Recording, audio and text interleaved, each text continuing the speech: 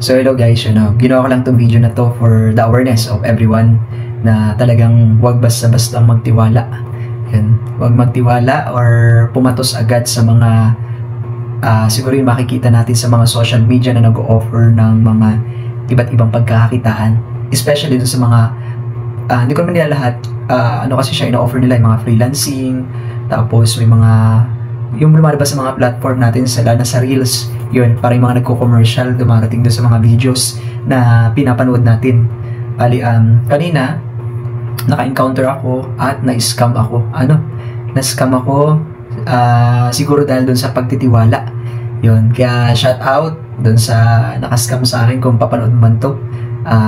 Papanood ko na ito yung Show Center Shop na tinatawag. Nakita ko siya online habang ako'y nag-i-scroll at kasi medyo nag-sync din sa akin kasi gusto ko rin kumita ng extra income since may work naman ako, pero alam naman natin yung sa work ngayon, hindi ko na sabihin kung saan akong agency, na medyo kulang pa din dahil ako nagsusupport lalo na sa family. Yun, nakita ko siya through online din habang nag-i-scroll ako. Bali, napanood ko yung video, then sabi ko ba't di ko siya i-try. So nag-try ako, clinic ko yung link, bali lumabas yung WhatsApp. Since wala akong WhatsApp, nag-sign in ako, gumawa ko ng account sa WhatsApp. Kahit may kakilala, actually may kakilala din naman ako nagamit ng mga yun, mga tita ko. Then nandun na ako sa WhatsApp. After dun sa WhatsApp na yun, may nakachat ako or text na agent nila, hindi ko alam kung anong tawag. May pina-sign upan siya sa akin doon na isang link. Then after ko mag-sign up, mayroon ding nag-login ako. After ko makapag-login, na-inform ko na siya. Then pinasa niya ako doon sa isang agent pa through Telegram na. Sa Telegram nakachat ko siya. Yun na yung sa Telegram, yun na yung pinakang magtuturo daw sa akin tungkol doon sa gagawing kung paano matrabaho yung link na pinasukan ko. Noong una maganda siya kausap. Actually maganda yung nagkaroon ng step 1. Tinuruan niya ako para basta na may investment na kailangan ng 100 pesos. Then ang sabi ay magkakameron ng mag-withdraw ko naman siya after kung maano. Then may dumating na 2 products daw na parang iaano ko siya. Parang kino-convert ko, pino-purchase niya. Bantaon doon, nalimutan ko. Pero ilalagay ko siya sa screen. Then after nun, pag na-purchase na siya, parang ganoon, isasubmit ko siya. Then may commission siya. Yun, may commission. Doon sa una na yung step na yun, na 1, step 1 nga ba? Or 2? Parang step 1 nga, sorry. Yun na. Nagkameron ako ng commission kasi 100 yung pinasok ko. Siguro ay basta meron ako na commission sa kanya. Kaya naging interesado lalo ako. Then after nun, nag-proceed na kami sa step 2. Meron siyang family which is 300 pesos, 500 to 1,000. Merong kaakibat na porsyento na kikitain mo. Kasi ako naman, sabi ko, since wala nga laman yung Gcash ko na kalakihan, tsaka di ako talaga mahilig, nag-alaman lang ako yung mga panggastos, mga pambili ko ng pagkain, pambayad, through online, pag sa online ako nakabili, or nag-order. Yun, share ko lang. Yun na nga, sabi ko 300. Go naman ng procedure. Then after nun, siguro mayroon rin product na dumating na kino-convert siya. Then, convert ko na, nangyari na, siguro sa pangalawang try ko, na ikalawang product, ay may lumabas na kailangan ko uling mag-add ng cash doon sa nakalagay doon sa account. So, tinanong ko siya, sabi nung agent, kailangan daw talaga kasi para daw, may mga product daw kasi not enough yung balance, yung tinatawag. So, ang ginawa ko, nag-add uli ako, siguro 145 yun kasi 145 yung hinihingi. So, nag-add ako, pagka-add ko sa kanya, di okay na yung process. Nakita ko yung pinasok ko na, nagpasa ko ng 300. Tapos, additional 145, di bali 415. Yun, pumasok doon. Dumating sa akin, lumabas doon sa balance na is 700. Di, magkano na yung pumasok, malaki-laki din yung parang naging commission ko. So, parang natuwa na lalo ako, sabi ko parang, pag ito yung inano ko, extra, kasi 1 to 2 hours lang yata yung parang inaano niya, binibigay niyang oras para matrabaho mo yung na yun, yung isang account na yun.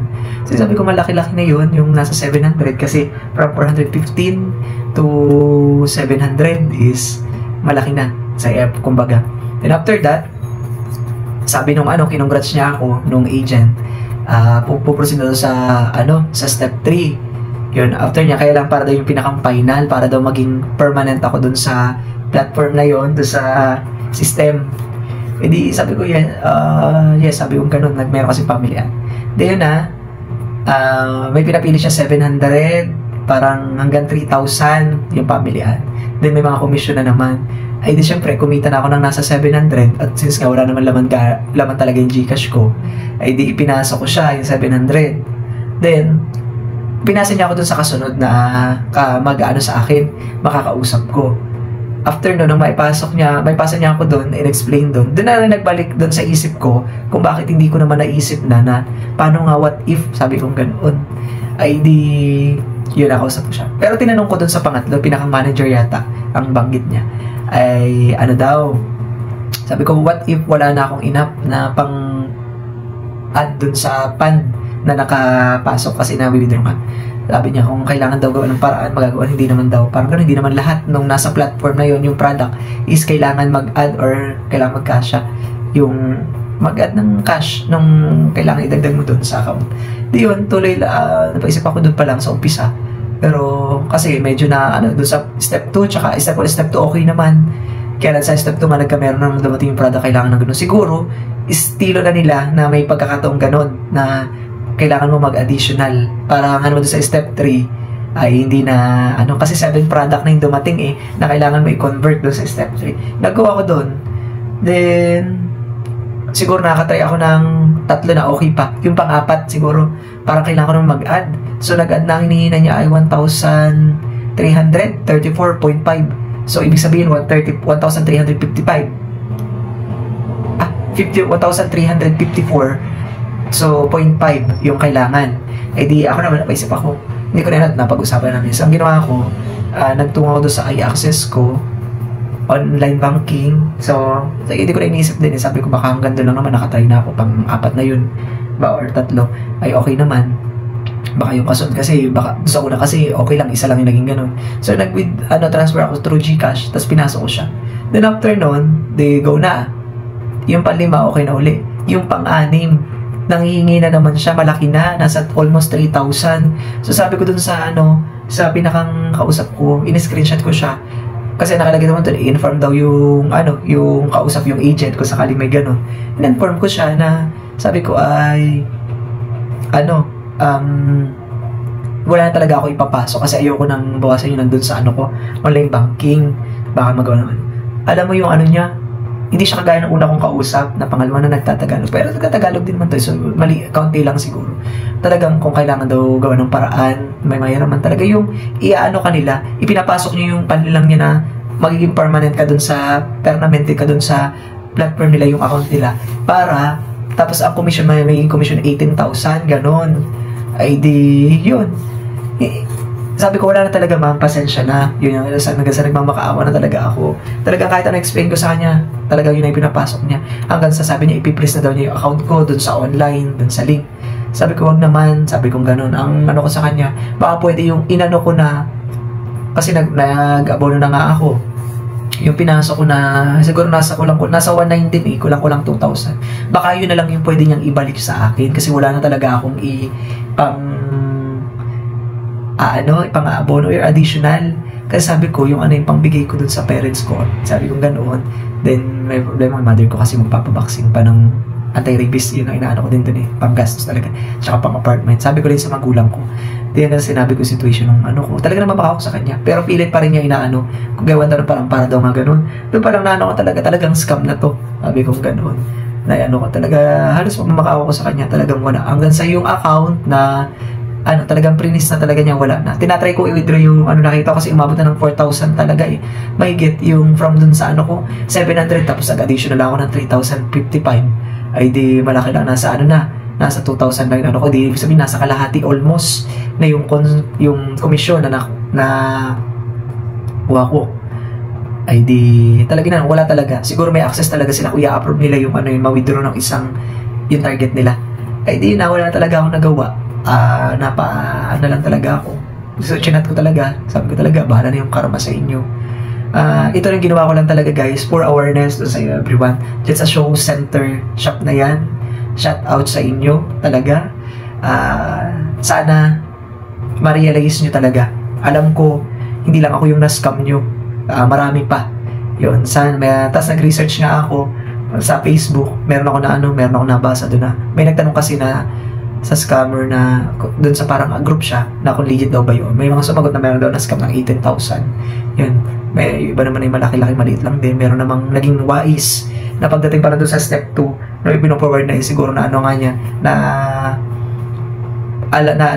na-detect na rin niya na doon pa lang sa kailangan mo maglabas ng ganung investment talaga ay ng additional ay na talaga hindi siya nagpusin doon sa step 3, so parang mas kumita pa siya. Yun, sa akin lang doon sa mga kakapanood nito, hopefully huwag nyo ako i-bash. Share ko lang to for the awareness of everyone talaga, at lesson learned to sa akin kasi first time ko lang naman ako lang naman nagtry lang ako as isang mamayan talaga na nagtry lang talaga ako na kumbaga mag-try as a freelancing ng ganyan kasi meron pa namang time na yun nga, kumita ng extra. Hindi naman siya hindi naman sa madaling income kasi may kakibat din naman na din na paghirapan din naman yun sa tingin ko. Pero yun nga, hindi naging maganda yung paghanap ko ng isang ganito na pagkakakitaan ng extra sa pag-out ko sa work. Kumbaga yun lang naman yung purpose ko, na makakaroon ng extra income kahit pa kasi maliit lang din naman yung kita ko dun sa pinapasukan ko. Kumbaga minimum lang talaga kasi province yun. So hopefully dun sa mga kapanood nito, wag nyo nang i-try kung mayroong mga ganyan, yung mga sabihin natin easy money nakikita. Maging wise na tayo. Yun, talaga sa panahon yun talaga sobrang daming gagawin. Lahat siguro, hindi naman lahat, pero talagang tao gagawin ng lahat para lang makapanglamang sa iba. Yun, hopefully wag nyo sana ako i-bash. Ito lang, i-share ko lang for the awareness of everyone na talagang iwasan natin hanggat maaari. Maging mapanuri sa lahat ng pagkakataon, especially dun sa mga talaga nangangailangan ng extra. Yan po. So, thank you so much. Paki-share na lang po sa iba and then paki-follow na lang ako para dun sa iba pang ma-upload kong videos regarding dito. At masyado na mahaba yung video natin. Thank you so much po.